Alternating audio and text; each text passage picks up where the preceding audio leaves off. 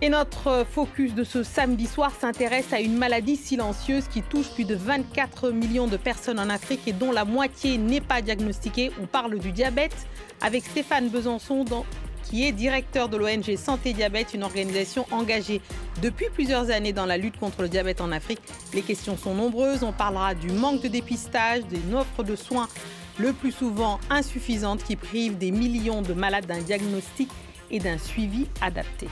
On passe à notre focus de ce samedi soir avec une maladie silencieuse mais qui tue, une véritable crise sanitaire exacerbée par la rapide urbanisation, l'évolution des modes de vie, une alimentation de plus en plus riche en sucre et en graisse. Évidemment, vous avez reconnu le diabète.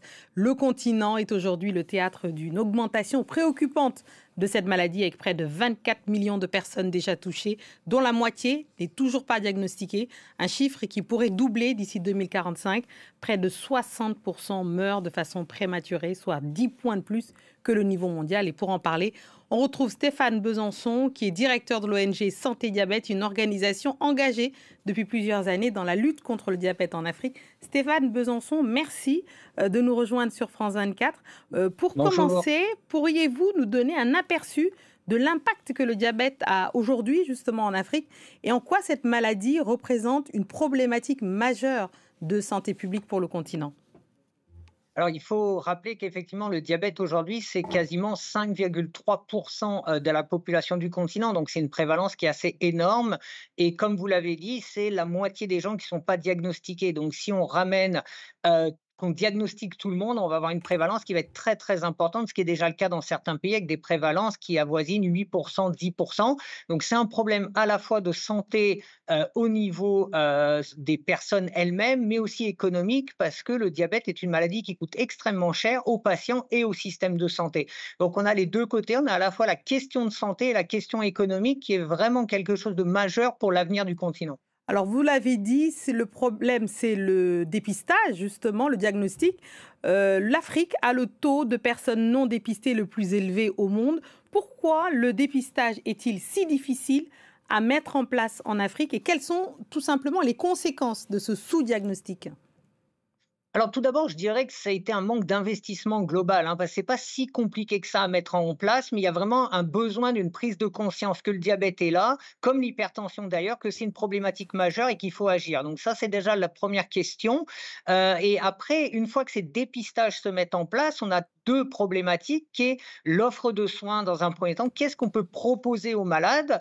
Et la deuxième problématique, c'est si jamais ce dépistage n'est pas fait, cette offre de soins n'est pas proposée, eh bien, on a des malades qui sont dépistés très tard avec des complications très importantes du diabète et on va rapidement arriver vers des cécités, des problèmes rénaux, des accidents cardiaques, des accidents vasculaires, ce qui complique la situation des personnes et de nouveau la situation économique et la situation des systèmes de santé. Alors, vous avez souligné cette offre de soins insuffisante. Pourriez-vous nous expliquer les principaux obstacles, justement, à la prise en charge des patients? Alors la première chose, c'est le manque de professionnels de santé formés. Dans énormément de pays sur le continent, il manque des professionnels de santé formés sur cette problématique, ce qui veut dire qu'en général, on se retrouve avec une offre qui est concentrée en capitale sur quelques professionnels de santé, ce qui veut dire qu'il manque vraiment une décentralisation des soins pour aller au plus près des régions et au plus près des malades. Et la deuxième problématique, c'est l'accès au traitement, l'accès à l'insuline et à tous les types de traitements qui coûtent très cher, qui sont souvent, enfin dans la majorité des pays, à la charge des patients et qui du coup créent un frein énorme à cause de ce prix qui est très élevé, encore trop élevé. Alors justement, vous l'avez dit, trop élevé, le coût justement de ces traitements-là. Tout simplement, comment on fait pour les rendre plus accessibles? Eh ben, alors il y a 2 choses différentes. La première, c'est de lutter avec les laboratoires pharmaceutiques pour qu'ils baissent leurs prix de manière drastique pour le continent. Et la deuxième chose, dans toutes les discussions en cours pour des couvertures, maladie universelle, des protections sociales, c'est absolument d'inclure le diabète dedans pour que, ce diabète, soit couvert par les mécanismes de protection sociale et que ses coûts soient le moins à charge des patients et le plus à charge du système de santé, du système de protection sociale. Face à ces défis qui sont nombreux, dites-nous les solutions justement que votre ONG Santé Diabète met en œuvre pour améliorer le diagnostic, les soins et la prévention justement sur le terrain. Alors nous, on a mené des gros projets justement de formation assez massive dans plusieurs pays des professionnels de santé, en dehors des capitales pour aller au plus proche des patients, donc une vraie décentralisation des soins. Aussi des actions justement pour que les traitements soient pris en compte, une partie par les gouvernements et aussi proposer des actions d'éducation thérapeutique, c'est-à-dire d'éducation des malades pour qu'ils puissent, prévenir leurs complications, mieux se prendre en charge, et aussi avoir un accompagnement psychosocial, parce que la qualité des soins est très importante et la qualité de vie dans la communauté.